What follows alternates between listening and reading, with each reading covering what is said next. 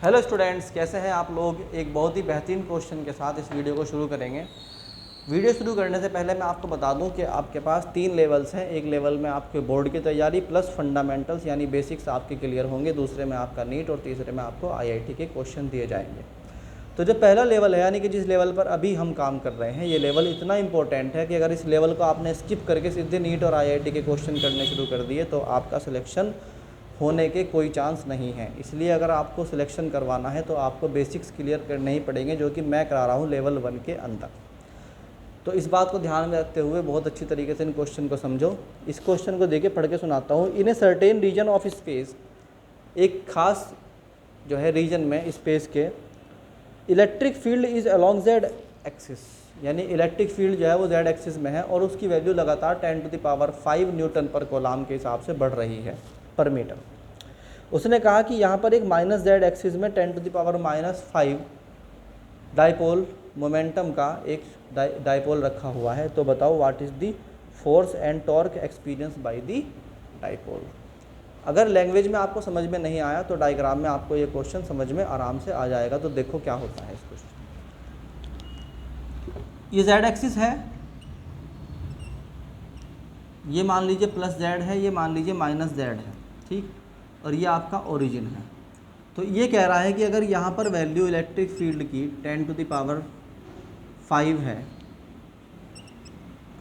Newton पर कोलाम, तो 1 metre दूर जाने के बाद ये हो जाएगी 2 × 10⁵ न्यूटन पर कोलाम, और 1 और मीटर जाने के बाद 3 × 10⁵ न्यूटन पर कोलाम हो जाएगी। इस तरह हर मीटर बाद 10⁵ न्यूटन पर कोलाम का एडिशन हो जाता है। इस पूरे रीजन में हमने एक डाइपोल ला के रखा और वो डाइपोल बताता है कि भाई यहाँ पर जो है डाइपोल, इसका -q चार्ज ऊपर है, इसका +q चार्ज नीचे है। आपको कैसे पता लगा कि इसका चार्ज जो है -q ऊपर है और +q नीचे है? देखो, इसने कहा कि मेरा जो डाइपोल है वो -x एक्सिस में, -z एक्सिस में रखा हुआ है। -z एक्सिस का मतलब हुआ कि from +z axis to -z axis. और जब डाइपोल होता है ना, उसकी जो डायरेक्शन होती है -q से +q की तरफ होती है। तो -q ऊपर होना ही है और नीचे की तरफ क्या होना है, जो है आपका +q होना है। अब देखो, डाइपोल की डायरेक्शन मिल गई हमें p नीचे की तरफ। बात समझ में आई कि नहीं आई? अब जहाँ पर ये रखा हुआ है वहाँ पर इलेक्ट्रिक फील्ड मान लेते हैं। यहाँ पर है electric field that is E1 और यहाँ पर है electric field that is E2। बात समझ में आई कि नहीं आई? तो इलेक्ट्रिक फील्ड जो है वो क्या करेगा, अगर इलेक्ट्रिक फील्ड की डायरेक्शन ये वाली है तो ये क्या करेगा, फोर्स F1 और ये फोर्स इस पे लगेगा F2। ये जो F2 है ये किस डायरेक्शन में होगा, ये बेसिकली नीचे की तरफ लगेगा और ये कहाँ लगेगा, ऊपर की तरफ। अब ऐसा क्यों हुआ भाई? देखो, अगर इलेक्ट्रिक फील्ड -z एक्सिस से +x z एक्सिस की तरफ को जा रहा है, इसका मतलब यहाँ पर नीचे पॉजिटिव चार्ज है और यहाँ पर ऊपर नेगेटिव चार्ज है। पॉजिटिव चार्ज को रिपेल करेगा, इसलिए ऊपर धक्का देगा। नेगेटिव चार्ज को रिपेल करेगा, इसलिए -q को नीचे की तरफ एक्सपीरियंस करना पड़ेगा फोर्स को। तो अब जो है दोनों F1 और F2 एक दूसरे के अपोजिट हो गए, इसलिए नेट फोर्स जो होगा F, that is F equal to F1 - F2।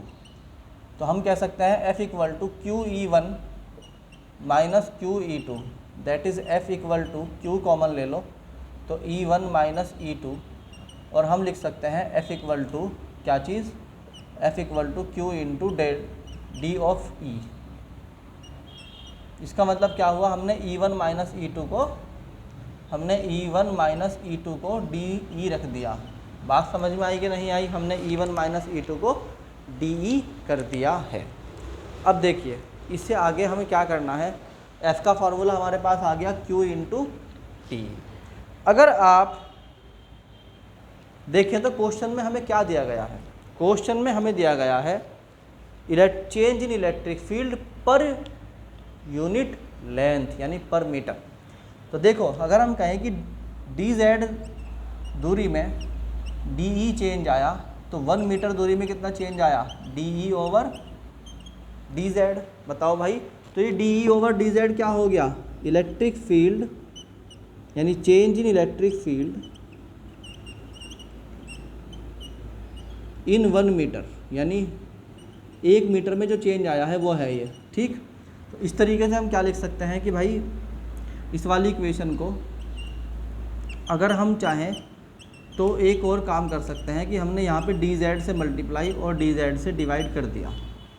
क्या कर दिया? dz से डिवाइड और dz से मल्टीप्लाई कर दिया। तो हमने कहा भाई इनके बीच की दूरी जो है वो dz है। क्या है? इन दोनों चार्जेस के बीच की दूरी dz है। तो कुल मिलाकर f बराबर जो है वो कितना आ गया? q।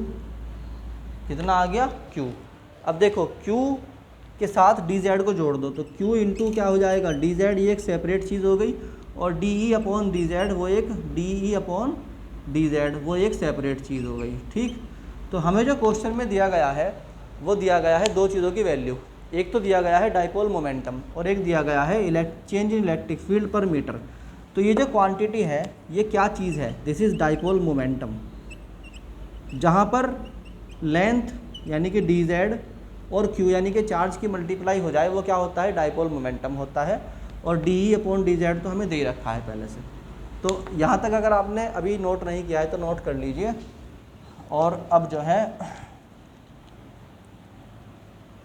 देखो, अब आप क्या कह सकते हो, क्योंकि जी देखो q into D Z equal to है हमारा p, जो कि वैल्यू दे रखी है 10⁻⁻⁷ कूलाम इंटू मीटर, और de अपॉन dz वो है हमारा कितना? 10⁵। तो यहाँ दोनों की वैल्यू पुट कर देंगे तो फोर्स जो है F वो कितना हो गया? 10⁻⁷ इंटू 10⁵, दैट इज़ 10⁻⁻2 न्यूटन। बात समझ में आई कि नहीं आई? इसका मतलब total force experienced by the dipole is 10⁻⁻2 Newton, और वो भी फाइनली किधर की तरफ? ऊपर की तरफ, क्योंकि जो Q1 है उसके ऊपर ज़्यादा फोर्स है। अब आ जाओ इसमें, जो Q2 है उसके ऊपर ज़्यादा फोर्स है, सॉरी Q2 ज़्यादा था क्योंकि E2 was greater than E1। सो यहाँ पर माइनस का साइन लगाना पड़ेगा, तो हम कहेंगे कि F बराबर जो है माइनस के 10⁻⁻2 न्यूटन फोर्स हो गया। बात समझ में आई कि नहीं आई? चलो अब एक बात और पूछ की इसने सेकंड पार्ट में कि what is the torque experience by the dipole. देखो थीटा बराबर क्या है यहाँ पर? 180। क्यों है भाई 180? इलेक्ट्रिक फील्ड तो ऊपर जा रहा है, डाइपोल नीचे की तरफ को पी जा रहा है, तो थीटा बराबर कितना हो गया? 180। और टॉ बराबर क्या होता है? PE sine theta. तो ये हो गया PE साइन 180। साइन 180 जो होता है दैट इज़ 0, तो टॉर्क भी कितना हो गया? 0। तो हम कहेंगे नो टॉर्क एक्सपीरियंस्ड, ठीक है नहीं है? No torque experienced by. अब ये सिर्फ कंपटीशन वालों के लिए लाइन लिख रहा हूँ मैं, बोर्ड वालों का इससे कोई मतलब नहीं है। एक बात ध्यान रखना, ये होगा अनस्टेबल इक्विलिब्रियम।